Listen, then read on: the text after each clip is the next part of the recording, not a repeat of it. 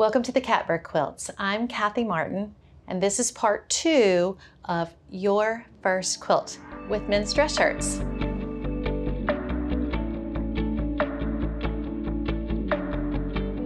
Okay, so I've moved my ironing board around so that you can see how I like to press while I'm in the process of piecing.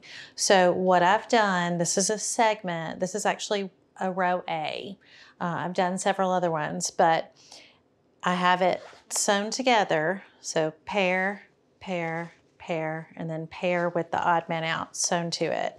So I like to lay it out on my ironing board, and I had mentioned earlier that I like to press the seams flat. I learned that probably from Karen Brown of Just Get It Done Quilts, whose tutorials are amazing.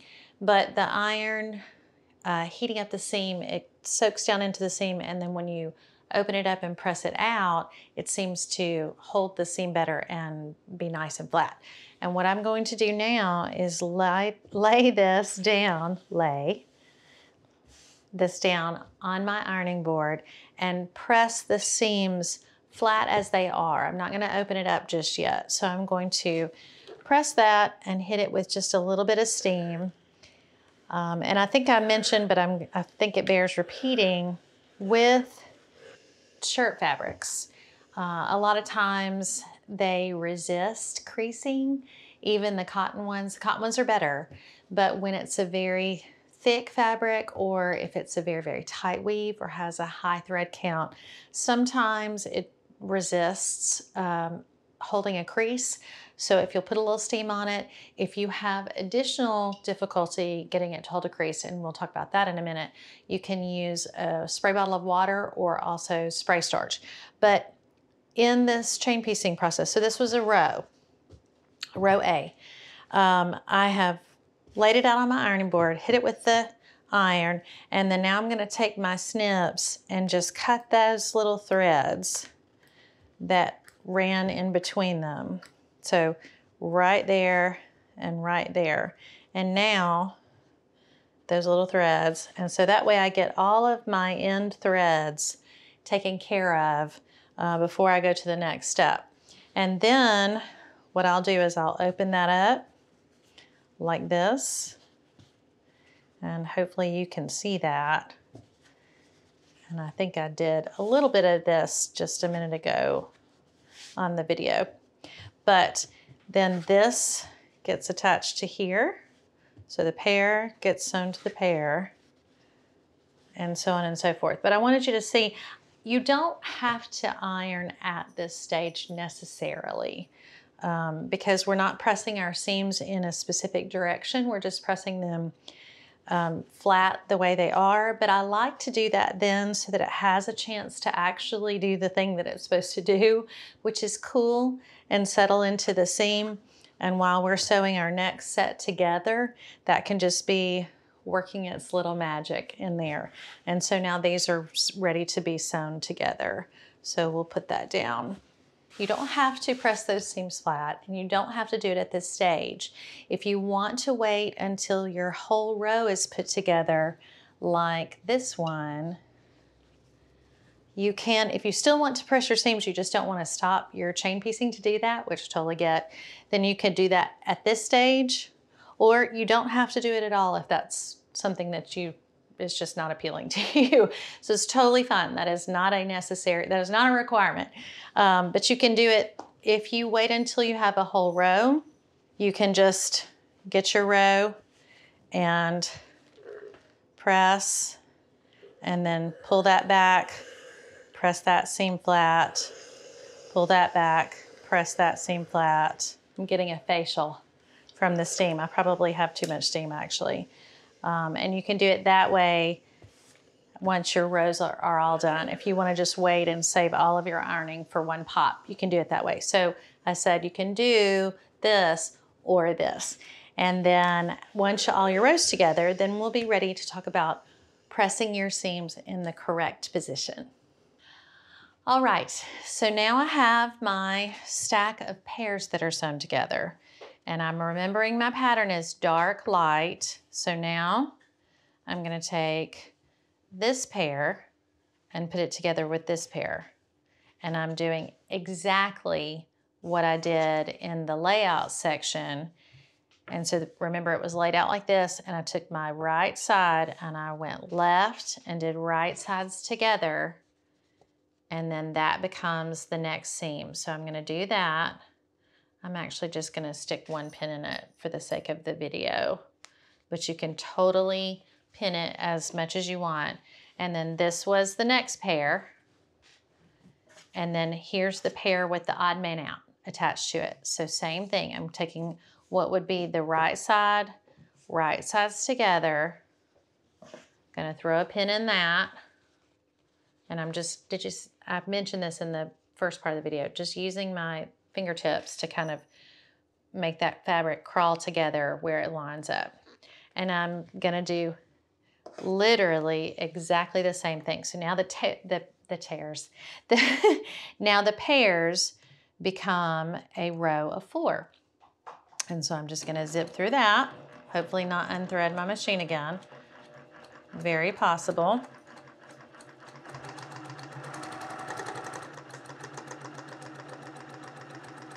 Sometimes my machine is too powerful for me and I really want to zip through it, but it has a better motor than I have control over my own fabric. So I guess it probably bears repeating that it's not a race. If you're a music person, moderato, perhaps andante. All right, and I also mentioned that sometimes in that basic sewing tutorial, sometimes when I get to the end, I'm like right there at the end and I go, oh, and I got it. But then I let my fabric crawl and my seam doesn't stay straight. And that's actually where we're gonna put those together. So now this is a line of 4 and this is a line of 5. And I'm gonna do it again. So I'm gonna snip the little connecting threads with my handy dandy snips.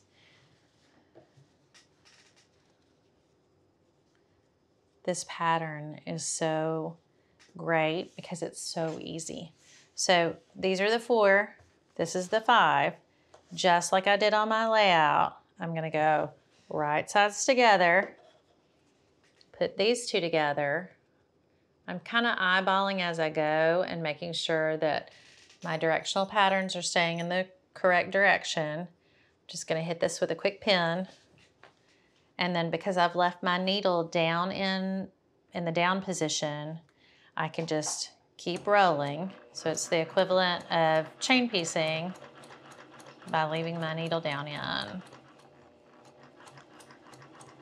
You can see how easily I would have put a pin in my coffee cup, which the funny part about that is I did not even know I had done it. My husband found it when he was loading the dishwasher. All right, so guess what? Just like that, row A is done. And there it is. Or I should maybe do it like this. Here it is. So that is row A. Now, you will do the exact same thing with row B. So you sew the first 2, 3 and 4, 5 and 6, 7 and 8, and then at some point you add 9, and then you do 1 and 2 together to make 4, 1, 2, 3, and 4 together, and then 5, 6, and then 7, 8, 9 together, and then those go together.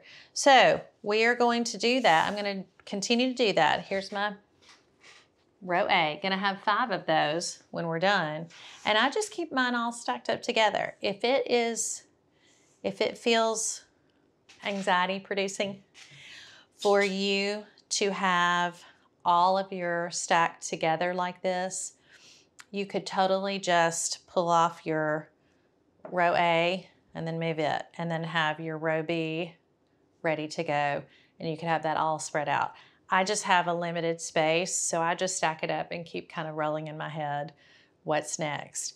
Again, the great thing about this pattern is it's just repeating row A, row B, row A, row B.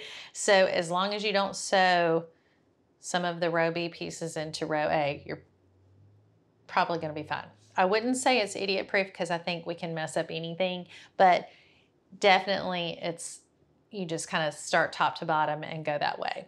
All right, gonna take a break. I'm gonna sew all these together, and then when we come back, I'm gonna talk about pressing your seams to make them where we can sew the rows together and nest, which is exciting.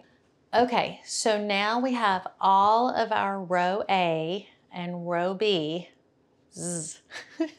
row B's put together. So this is our row A, and this is our row B. And I have all 9 of those put together.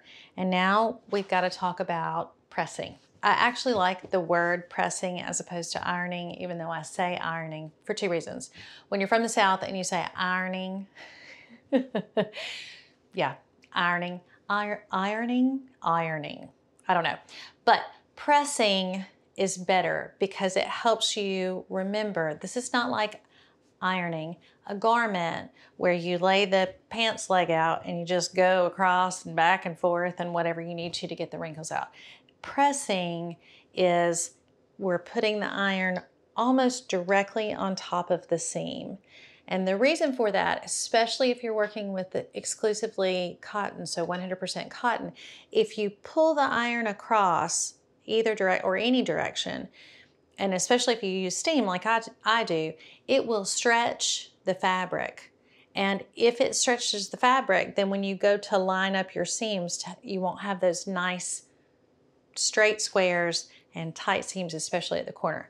So what you want to do is just put the iron straight on top of the seam. Let it hold for just a couple of seconds and then you're done. And if you think about it, it makes sense. If you're ironing linen pants and they're kind of tight or kind of short, a lot of times you can get that extra ½ inch out of it just by steaming it and kind of pushing against the grain of the fabric.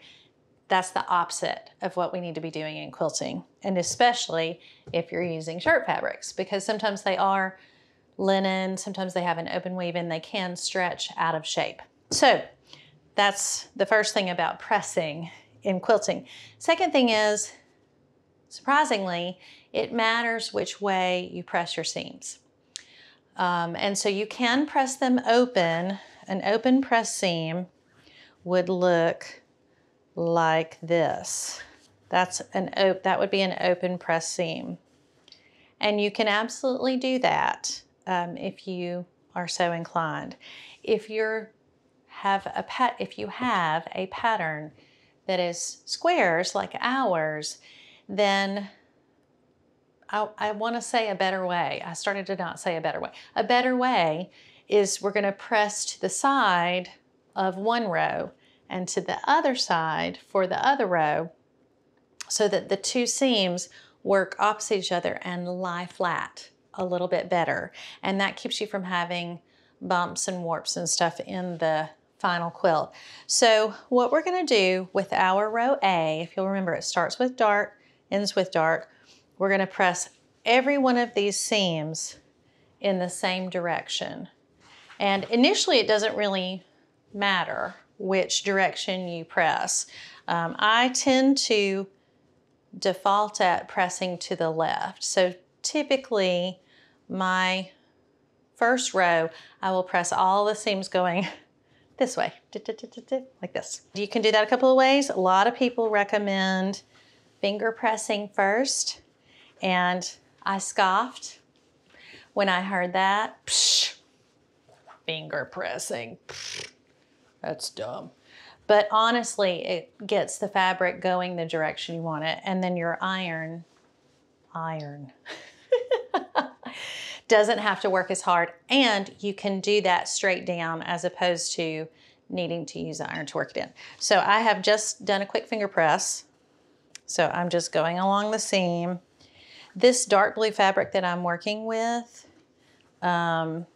is a little bit thicker fabric than the lighter blue.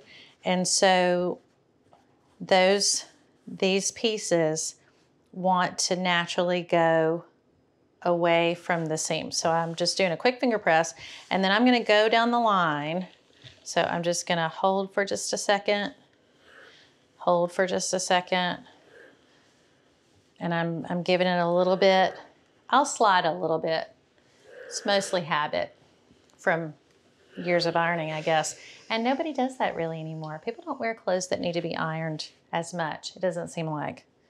I feel like that's a 50 and up, which is the category I fall in. I mean, maybe they do. I don't know.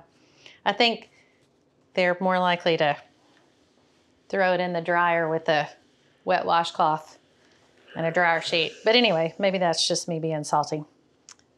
All right, so this last one is resisting. And again, if I had a shirt that really didn't want to crease, I would get out my spray starch and do that. So now I have pressed all of these seams. They're all going this direction. And P.S., we didn't talk about thread color, but I use white for all of my piecing unless I'm just really only using dark fabric.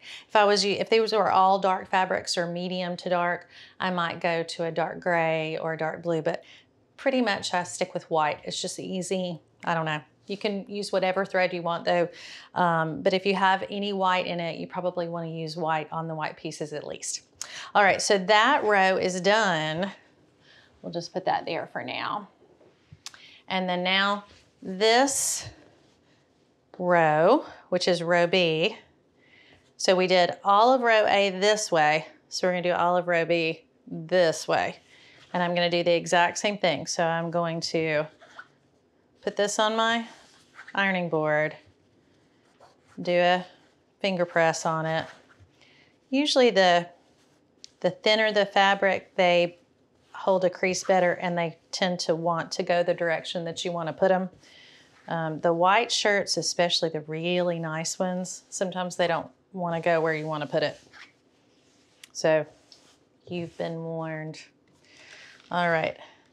And this is where, if you watched my previous videos about using cotton versus poly blends, if you use a poly blend, this is a stage that you probably want to get out the spray starch because they don't want to fold. They don't want to hold that crease. And it's going to be really important for us to get those nice flat seams. While I'm doing this row, I want to talk about this lovely instrument. It's called a tailor's clapper. And this is another one of the, I'm gonna scoff a lot initially. I seem like a really sweet person, but I think I just kind of initially go, I don't know about that. But then I try it. So maybe I'm closed initially and I become an open person. By the way, are you seeing me do the thing that I'm not supposed to do, which is going back and forth? Man, so hard to break that habit. So a tailor's clapper has unsealed wood and it's fairly heavy. And it's got grooves for your fingers.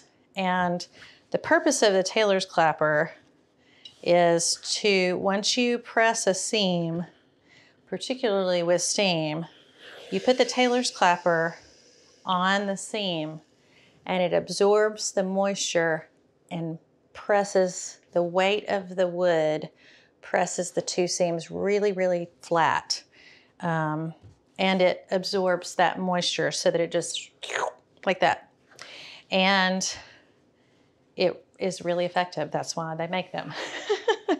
And since you have probably cut up or broken down or taken apart or deboned or deconstructed a shirt, if you think about those collars and cuffs and how much fabric is seamed and then folded and then seamed again and then sometimes folded again, you can see why you would want to get seams as absolutely flat as possible. And that's where that came from. So this comes from the tailor garment making world. And a lot of quilters, this is kind of a popular thing to have right now. So you can get one of those. We'll have a link in the description, of course, if you want to get one. And if you, they're not required, it's not necessary, but it does make for a nice flat seam. Okay, so this one is going, the seams are going this way. This one, the seams are going the opposite way. And this would be the order it would be in the quilt, if you'll remember, right? And so when we're gonna sew this together, before we did right to left, right to left, right to left. Now we're gonna go top to bottom. So we're gonna still keep our pretty sides together. So our right sides together, and we're gonna turn that over just directly on top. Now, and what I'm doing is I'm lining up the two seams. So the top seam is folded like this, and the bottom seam is folded like this. And we're matching those seams up together so that it's the least amount of fabric on top of each other.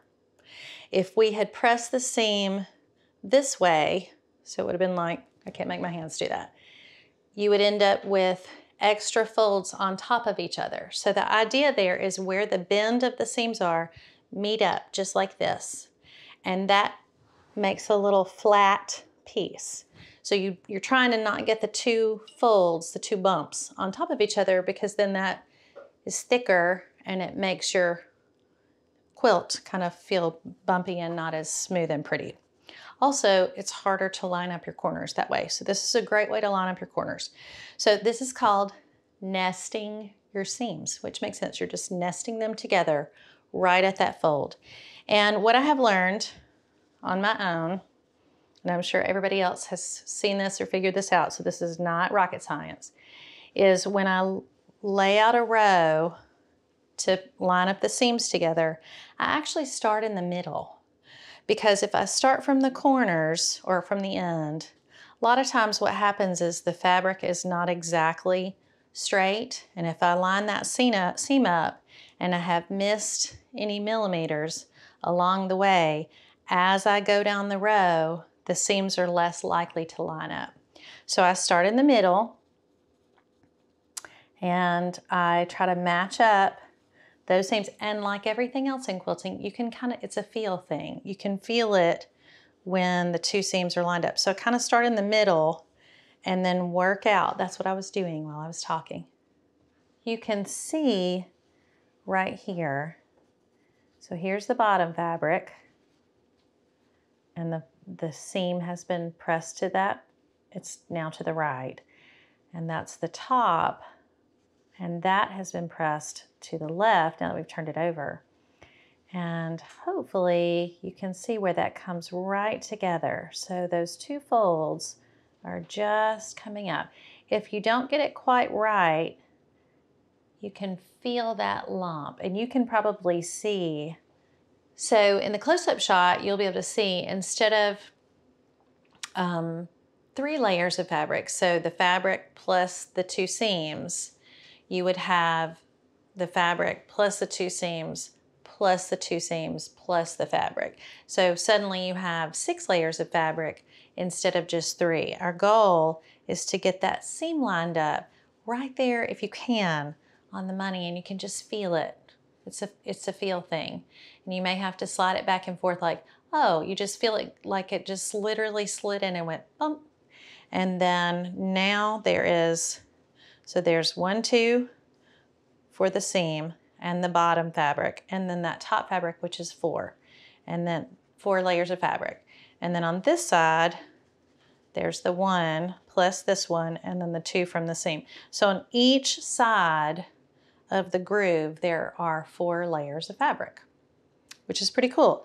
And so what will happen then, we're gonna put a pin right there on that seam. Now you can do this a couple of ways, always. There's like always a couple, there's usually 3 minimum. You can put your pin directly in the middle of where those 2 seams come together. And that's the nest where it comes together. You can pin there. You can pin in front. Sorry, my fingers are probably in the way a little bit. So the machine is going to be coming down this way, right? You can put your pin right where it will cross, the needle will hit the machine. So right there, do you see that? So here in the middle, in the front, or you can do on the back side. I would say of those three, either putting your pin directly in the seam or in front of the seam, so like right through that first fold, would be preferable, because that's what's going to keep it together right as it goes through the machine. So in this case, I'm just going to put it in the middle because I feel like I can feel it a little bit better, and I'm literally doing this by feel. And so that's that nest. And so I'm just going to wiggle this back and forth a little bit. If it won't line up exactly right, it's okay. It's okay. Some of your seams will come together at the corner just absolutely perfectly, and you will feel like you have really accomplished something. And then sometimes you line it up and pin it, and when you run it through the machine and then open it up and press it, your corners don't come together exactly right, and you feel like you're a failure. You're not a failure. Actually, maybe you won't feel like a failure, but maybe that's just me. But the point being, it does not have to be perfect. It is very nice. It's very satisfying when you get those lined up just right, and you can feel it nest, and then you can get it to go through your sewing machine that way, and then you open it up and all of your squares are perfectly on grid. Okay, so now we have sewn our pairs together, and then we did our strip of 4 to our strip of 5 and made a row. And then we made all the rows, and now we have pressed all the rows, and now we have pinned all the rows together to try to nest our seams just perfectly. And now it's time to sew row to row. So I am ready to roll. I've got my fabric under my presser foot, and here we go. Now, what I have learned from doing this part is different machines have different quirks and eccentricities. I have this metal bar that's right here, has a lip on it. And when I am sewing rows together, sometimes my seam will catch on that lip. And so as I sew, you will see me lift up my fabric, and I'm just making sure that my seam is staying where it needs to be. And then just like before, we don't want to sew over our pins. So what I do, I slow down when I get to a junction. So when I get to where my seams are nested, it's like a yellow flashing light. You know how you're supposed to like slow down and look and make sure nobody's coming? That's kind of what I'm doing. And so as I get closer to where my needle, once it gets into that seam that's folded back, I feel like I'm safe to pull out my needle and keep going. Sometimes your nested seams, this one is actually great because the seam that's on the top is folded back this way, and the seam that's on the bottom is folded this way. So even if it caught on that lip, it's already going that direction. Sometimes it happens the opposite way, and it's great for the top, but the bottom will catch. And you kind of want to make sure that it's going the right direction. So that's just a word of caution, just a little life experience, life as a teacher there. Kind of the do as I say, not as I do. And so I'm just gonna get that through. Sometimes when you're lining up your seams, the seams will line up straight, but then you realize your fabric is not straight along the edge. And if you're used to doing garment sewing or other sorts of projects, you usually try to make sure the edge of your fabric is always perfectly aligned.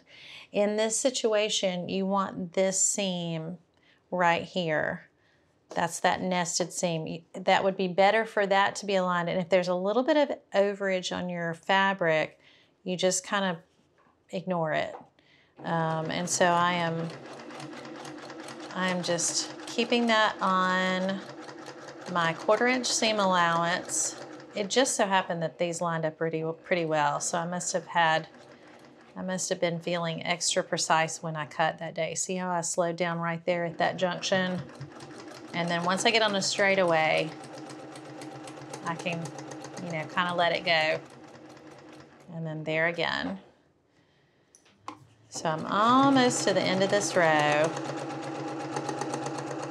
Now, you experienced sewers and quilters out there, especially quilters.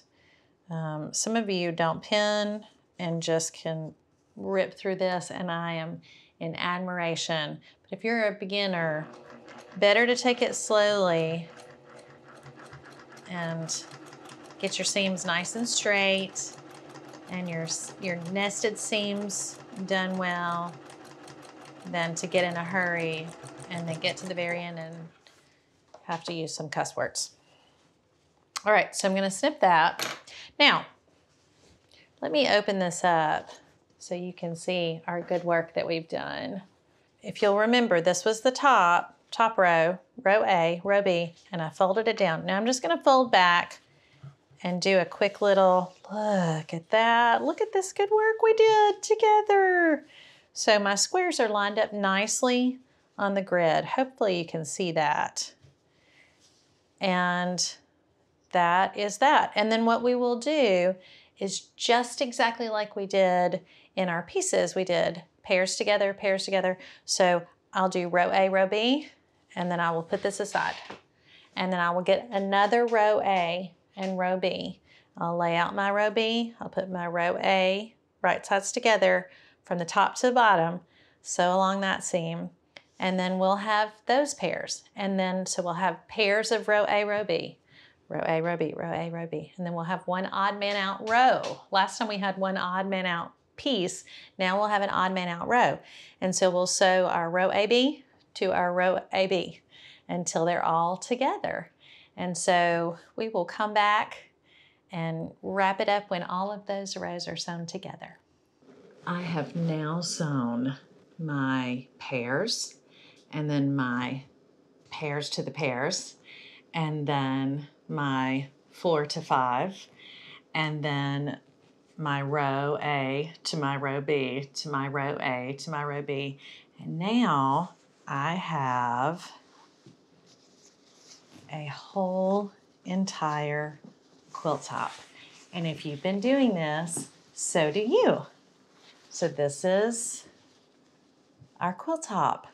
I have heard this referred to as a flimsy, which I don't know. It's like kind of cute and also kind of, it just makes it feel not very sturdy, which it's not, so it makes sense. I've also heard it called a quilt topper. So you have your quilt top completed. Now, after you have this all together this way, you want to take some time and lay it out on your ironing board and press all of the seams down flat. So that's across each row and down each column. You want to keep from tugging or pulling, so don't push on it, don't stretch it. Just press all your seams flat so that when we get ready to go into our next step, you will have this nice, pristine, flat, seams all going in the right direction quilt top, and that's what we're going to do next. I did want to mention, you may have wondered, once you get your seams nested and sewn together, which way to press your seam that runs between each row, so between row A and row B. At this point, it doesn't really matter. You can go down or up, either one. I pressed mine down. You can press them open, just if that would be your preference. So I'm actually taking my fingers and running across. So I could have pressed it open or I could have pressed it up, either one. I just would advise you and just encourage you to, whatever you choose, just do that across the whole quilt. So I pressed mine down all the way the length of my whole quilt top. And so here we are and it's ready to go. And I have to tell you, I am pleased as punch the way this has come together. I had it laid out, you would think I would know what it's going to look like. But sometimes you just really don't know. It's just a world of difference between having it laid out on your floor rough and loose, and then sewn together, it's like, oh, and that's how I feel right now. I feel like that about this quilt top, and I feel like that about your quilt top that you haven't even put together yet. So just, so here we are. We're ready to go to our next step. Now the next several steps are, can be a little tedious and challenging. For most people, the next several steps are not fun, but it is necessary to get on to the quilting part. So I'm gonna pull this together, fold it up, and then I'm gonna show you what you're gonna need for the next step. Before I go any further though, I want to mention the size of our quilt top should be 41 by 41. So each square was 5 inches, and then you lose a 1/2 inch in seam allowance for every block because each one is seamed on each side. So we started off with 9 blocks across of 5 inches. So that's 45 inches. And then you lose 1.5 inches for each, not 1.5 inches, gracious, 1/2 inch for each block. So 9 times 1/2 inch is 4.5 inches. So you're going to lose that across the width and also length of the quilt. So I know I'm sorry I'm doing math on the fly right now. I've actually done this. I have this written down. It's not like this is a surprise that I was going to say this. That comes out to about 40.5 to 41 inches width and length. So your homework before next time is to get backing fabric and batting, and you are going to need a square bigger than your quilt top. And so most things that I've read and heard and been taught is you need 3 inches extra fabric of the backing and the batting on each side. So you're going to add 6 inches to the width and you're going to add 6 inches to the length. So if it's 41 inches across, that's 47 by 47. I'm going to round up to 48. I think it's just a little bit easier. It's a little more round number, and it'll give you a little bit more wiggle room. So just like in our previous video, I want you to have all of the supplies that you need for the next step. And that is our quilt sandwich, which is yet another strange quilting term. So our supply list is not very big, but you do need these items before the next step or video or whatever. So you need a swath of backing fabric, and it needs to be 48 inches by 48 inches. Batting, you may use whatever you like. I would recommend 80% cotton, 20% polyester. So 80-20 cotton poly or 100% cotton. And you can find that in a variety of brands. Warm and White is excellent, especially if you have chosen to have white squares in your gingham so that it looks white. You can get a Warm and Natural, which is a little beigeier, a little more cream, and your whites won't look as white. So you can use either of those, or you can use Hobbs heirloom batting in an 80-20 or 100% cotton. You're gonna need a pile, a whole pile of safety pins to make your quilt sandwich. You'll need at least 81 of them, and they're not going to sell them as 81, so you probably have at least 100, but you're going to need more than 81 safety pins, and I'm going to show you here that, and of course the first one I pick is not right. Quilter's safety pins are curved, and that's so that when you push them down through the 3 layers and pull them back up, it's already working in your favor because it's curved. You do not have to use quilter safety pins, but it will make your life so much easier. And if you're enjoying this process already and you think you might be doing it, I would go in and just get them. Quilters safety pins, so they have a curve in them. So you're gonna need at least 81 of those. And then you're gonna need some painter's tape or masking tape. This particular one that I have, I got Delicate Surface.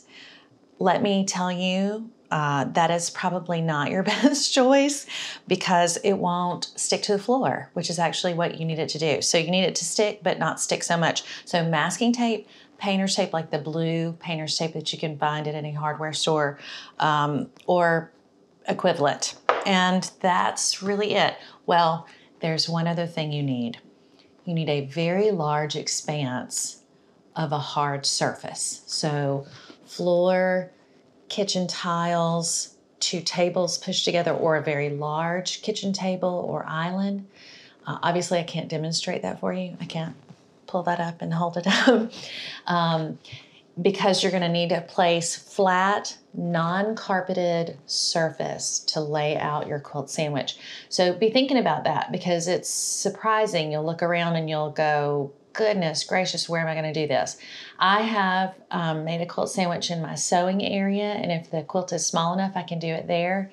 Most of the time, we have to do it in our living room, and I have to roll back the rug and move the furniture, but you just need to go in and be thinking ahead about a large, flat, hard, can't be carpet, can't be indoor-outdoor carpet, to make your quilt sandwich. So I'm really excited for our next step.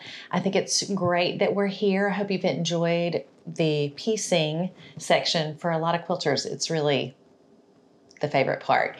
And then I'll just see you next time, and we're gonna make our quilt sandwich. I'm Kathy Martin. This is the Catbird Quilts. Thanks for watching.